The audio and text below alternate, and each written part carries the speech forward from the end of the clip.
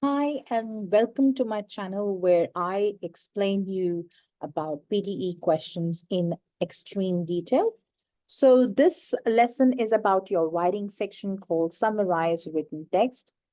We will first again have a look at the importance of questions. So colors describe the best.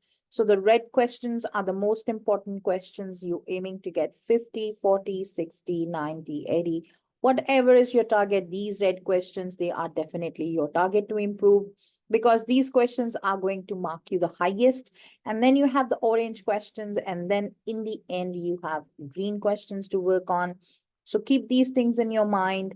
And essay writing is yellow question because it gives you around 11 points. So it's neither important, not very important, but it's a part of your test. So you definitely cannot ignore this area. Summarized written text is the orange color question. So that means this question is an important question. So let's have a look at how many questions of summarized written text will be there in your final exam. So you will be getting 1 or 2 questions to answer of this type in your exam. Depending on the sequence, permutation, and combination, what you get, we cannot tell you, but it's a 50-50 probability that you're going to get 1 question or 2 questions in your final exam. Excuse me. Summarized written text will give you 20 points as a score contribution in total. Not that all the points are going to go to your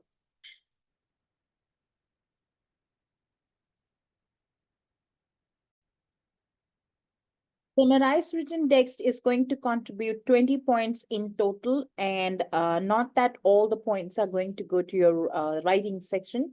Half of the points are contributed to your writing section, that is 10, and half of the points, that is 10, they are in your reading section.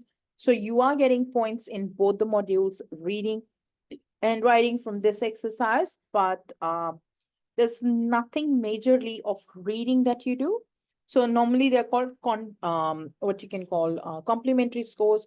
So grab them, do this question well. Your reading scores are going to be safe. Let's have a look at how it looks like. So you will see a paragraph on the screen and you will see the instructions of that too. Now, I will annotate and I will show you that this is something that's the important instruction of your question, that you need to give your answer in one single sentence. Now, this is something that students, they forget that they put more than one full stop in their answer and they end up getting a 0. So that is extremely important to know that you must not write more than one full stop, more than one dot, because you have to answer in one single sentence. Now, in one single sentence, how many words you can write? Now, that's one of the concepts to understand. And how to make a summary of this question. How much time will I get a lot of these questions to be answered? So let's have a look. So you will get 10 minutes to answer this question. And you can write your answer in 40 to 50 words. Having more than 50 is fine until 60, but above 60, you are definitely going to end up getting less points. So normally 40 to 50 words will give you full points in this question. So I think that should be more than enough. Now, when I say write your 40 to 50 words, your target is word count. You're not stressed about how many sentences you should write. Normally, some trainers would guide you, write 3 sentences. There's nothing called 3 sentences concept. Your concept is words. Try to write your answer in 40 to 50 words. Now, these 40 to 50 words can also be from one single sentence. Last test that I have given recently, I scored full points in this question and I wrote only one single sentence from the paragraph, and that was already 41 points, 41 words. So I don't think I needed another sentence to write. So that makes your things much easier here. So you're not here to write 2 or 3 sentences. Your target is to write 40 to 50 words, could be from 1, could be from 2, could be from 3, or could be from 4 sentences. Now, as I said, you should write your answer in one single sentence. And now I am saying you may have to write 2 or 3 sentences. So we will understand how to fix those 2 or 3 sentences into one sentence with a very basic and a simple formula. Again, remember, you got 10 minutes to answer this question. That's more than enough. No stress about it. Step 1, you're going to write 2 or 3 sentences from the paragraph by keeping a look on their word count. You're going to type exactly the way it is written in the paragraph, where you will have to type. You can't copy, paste. So that's important. But you must try to write first or the last sentence, because first and the last sentences, they're always having something important in it. Let us do that, and then we will just connect them, putting a comma in between. That's all. No moreover, no however, no but, no and, no comma, no semicolon. Please, let's not complicate our answer to that extreme level. We will keep it only to comma, okay? So, I am going to exit the full screen here, and I'll talk about this later. First, I want to show you how to type 50 words. Let us have a look at one question. I have taken one random question from the screen. So first thing first, I said type first sentence in your passage. So exactly the way it is. So if the words are in capital letter, they are probably the proper nouns. So we're putting them like that.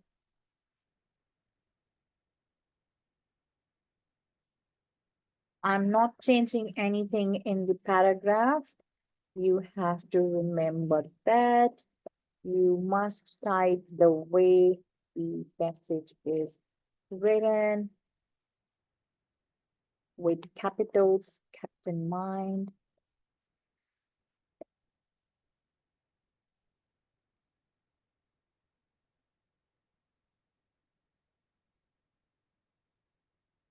So you can see by now, I have typed the first sentence of the paragraph exactly the way it is written. Hopefully, there's no typing mistake, but I'll check. 30 words, I think only one more sentence should be enough. And if I am planning to write the last sentence, it's going to be very, very long. So, but it's okay. Let's type it. So just one space after comma, and I'll continue. I am not typing. You can see that I am not putting her in capital letters, because after comma, you don't need to do that. Okay.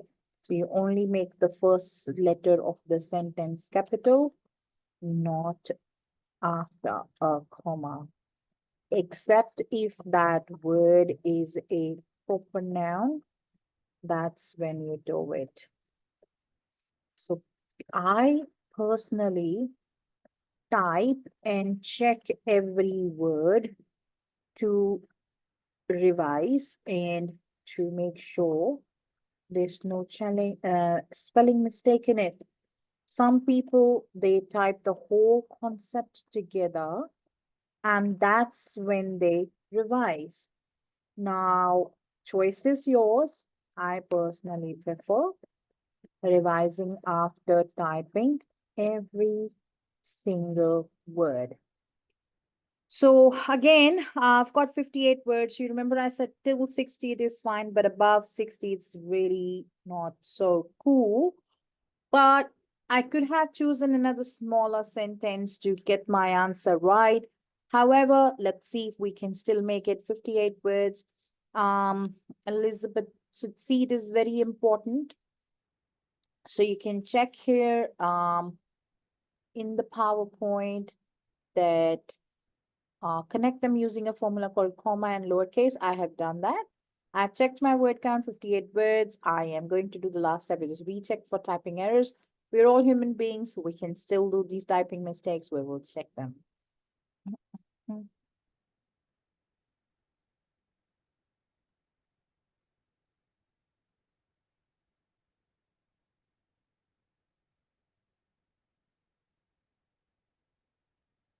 And also check for extra white spaces. Doubtful about this word. Let's check this word, perseverance.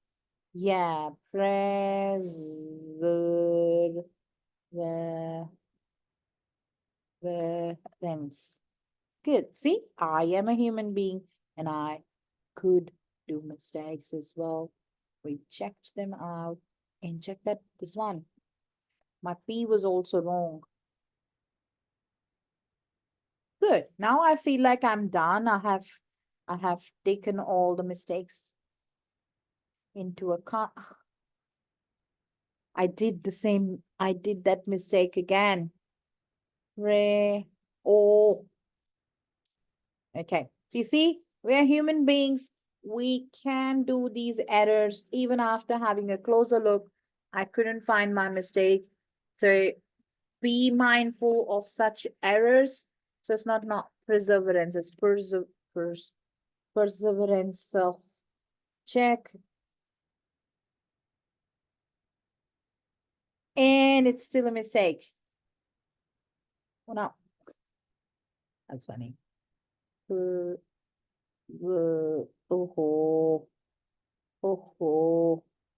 now these are is not there.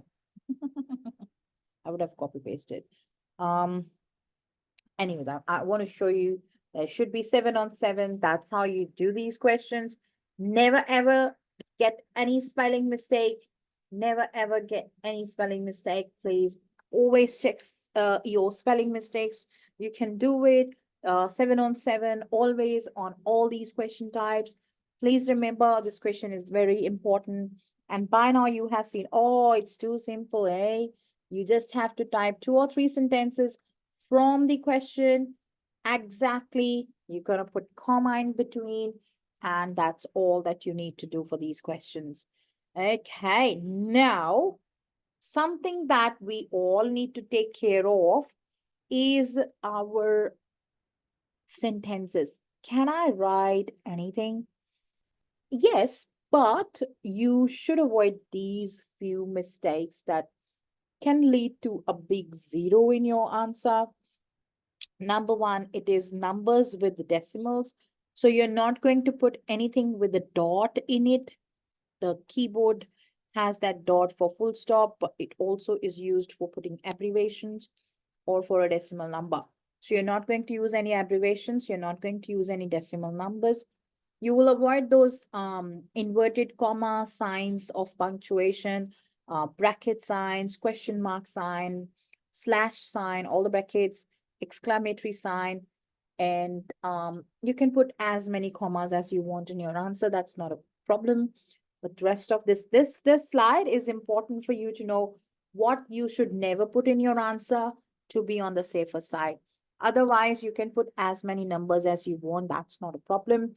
So be careful of these things in your exam, and you should be able to get your answer right. You can check there's an example answer done for you where I have written a question with only one single sentence. That was my exam question. So I have written the first sentence because I can't write comma. Question mark. So I've written the first sentence from the beginning till the full stop here. And that in itself was 47 words, and I got 7 on 7 and a good score in my final exam as well. I have shown you one sample answer and one example on the PowerPoint. If you still have doubts and questions, please contact the trainer. And again, saying, if you are going to follow the way we train you guys, we give you the strategies, you are definitely going to crack your scores for PTE. It's a piece of cake without training. Looking at this question and the other ones, and I'm hoping you will definitely get your scores. All the best. Keep practicing. Do 5 questions of practice. After watching this video, that's what you should do next. Thank you so much. See you next time.